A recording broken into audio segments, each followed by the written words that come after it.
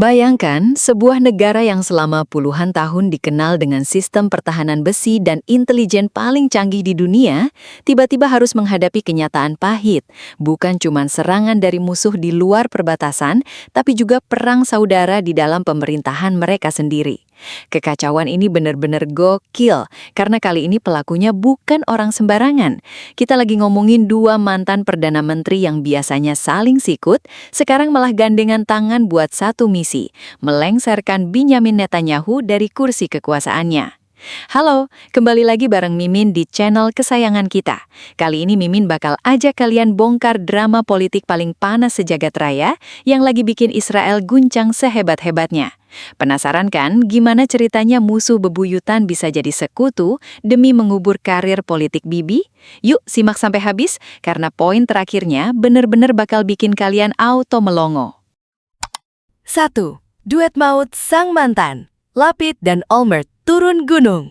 Waduh, kalau biasanya mantan itu identik sama kenangan pahit, kali ini mantan-mantan pemimpin Israel justru jadi mimpi buruk paling nyata buat Netanyahu. Yair Lapid dan Ehud Olmert, dua sosok yang punya pengaruh gede banget, secara terang-terangan bilang kalau Netanyahu adalah ancaman terbesar buat eksistensi Israel. Bayangin aja, mereka nggak cuma protes di media sosial, tapi benar-benar menggalang massa dan kekuatan politik buat ngeruntuhin dominasi Partai Likud. Olmert bahkan sempat bilang kalau kebijakan Netanyahu itu gila dan bikin Israel makin terkucil di mata dunia.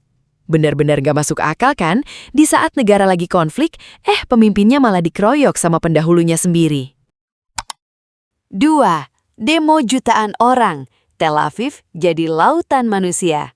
Gak cuma elit politiknya aja yang gerah, rakyatnya juga udah di titik didih sobat. Sudah berbulan-bulan, jalanan di Tel Aviv sampai Yerusalem dipenuhi lautan manusia. Mereka teriak satu kata, resign. Angkanya gak main-main, ratusan ribu orang turun ke jalan setiap akhir pekan. Mereka marah karena masalah sandara yang gak kunjung bebas dan ekonomi yang makin terjun bebas. Tekanan ini bikin posisi Netanyahu makin terjepit. Kalau kalian ada di sana, kira-kira berani nggak ikut teriak di tengah kerumunan yang lagi emosi tingkat dewa itu? Tulis pendapat kalian di kolom komentar ya. 3. Ekonomi Israel yang mulai napas Senin Kamis. Gokil banget sih ini. Ternyata perang yang berkepanjangan bikin kantong negara mereka jebol. Data menunjukkan kalau defisit anggaran Israel melonjak drastis. Sektor teknologi yang biasanya jadi tulang punggung ekonomi mereka mulai goyah karena banyak pekerjanya yang dipanggil jadi tentara cadangan. Banyak investor asing yang mulai tarik kaki alias cabut karena ngerasa Israel udah nggak aman buat bisnis. Nilai mata uang shekel juga naik turun kayak roller coaster. Kalau kondisi ini terus berlanjut, bukan nggak mungkin Israel bakal ngalamin krisis finansial terparah sepanjang sejarah mereka. Mantul nggak tuh dampaknya? 4. Surat perintah penangkapan ICC, tamparan keras dari dunia. Nah, ini dia yang bikin Netanyahu makin pusing tujuh keliling. Mahkamah Pidana Internasional atau ICC benar-benar bikin kejutan dengan ngeluarin permohonan surat perintah penangkapan buat Netanyahu atas tuduhan kejahatan perang. Ini adalah tamparan paling pedas buat Zionis. Selama ini mereka ngerasa kebal hukum karena ada dukungan negara besar, tapi ternyata dunia nggak tinggal diam.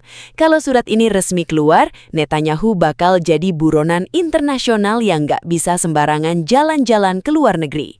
Duh, kebayang nggak sih pemimpin negara tapi statusnya buron? Benar-benar nggak habis fikri. 5. Retaknya hubungan dengan abang besar Amerika. Selama ini kita tahu kalau Amerika Serikat adalah pelindung paling setia buat Israel. Tapi sekarang hubungannya lagi di ujung tanduk. Presiden Donald Trump dan beberapa petinggi Gedung Putih mulai terang-terangan mengkritik cara Netanyahu menangani konflik. Amerika mulai ngerem bantuan senjata dan minta Israel buat lebih manusiawi. Ini langka banget terjadi sobat. Kalau benteng pertahanan diplomasi dari Amerika ini benar-benar runtuh, Netanyahu fix bakal kehilangan pegangan paling kuatnya. Benar-benar sebuah skenario yang gak pernah terbayangkan sebelumnya. 6. pemberontakan di tubuh militer dan intelijen. Ini poin yang paling ngeri sekaligus mencengangkan. Ternyata nggak semua petinggi militer, IDF, dan intelijen, Mossad, setuju sama langkah Netanyahu. Banyak jenderal yang merasa strategi Netanyahu nggak punya tujuan akhir yang jelas dan cuma buat kepentingan politik pribadinya biar nggak masuk penjara karena kasus korupsi. Muncul bocoran-bocoran informasi yang bilang kalau koordinasi di internal mereka lagi kacau balau. Bahkan ada beberapa personel militer yang mulai ogah-ogahan menjalankan perintah kalau cuma buat memperpanjang masa jabatan sang PM. Kalau militernya aja udah mulai nggak solid, gimana mau menang perang ya kan? 7. Poin paling mencengangkan, the end game dari dalam. Sobat, ini dia poin yang bakal bikin kalian melongo maksimal.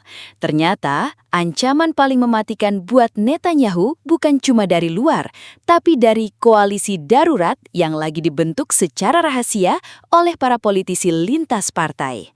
Mereka kabarnya sudah menyiapkan mosi tidak percaya di parlemen Knesset. Tujuannya cuma satu, mengganti Netanyahu dengan pemimpin baru yang dianggap lebih waras dan bisa membawa perdamaian atau setidaknya stabilitas. Ini adalah gerakan bawah tanah yang sangat rapi. Banyak pengamat bilang umur pemerintahan Netanyahu sekarang tinggal menghitung hari. Zionis benar-benar lagi di ujung tanduk karena dikhianati oleh sistemnya sendiri. Nah, itu dia ulasan mendalam tentang gimana goyahnya rezim Netanyahu saat ini. Dari dikeroyok mantan pemimpin, dihajar krisis ekonomi, sampai jadi incaran pengadilan internasional. Sepertinya kursi empuk yang diduduki Netanyahu sekarang udah mulai panas dan penuh paku. Kalau menurut kalian, apakah Netanyahu bakal benar-benar tumbang dalam waktu dekat? Atau dia punya kartu as lain buat bertahan?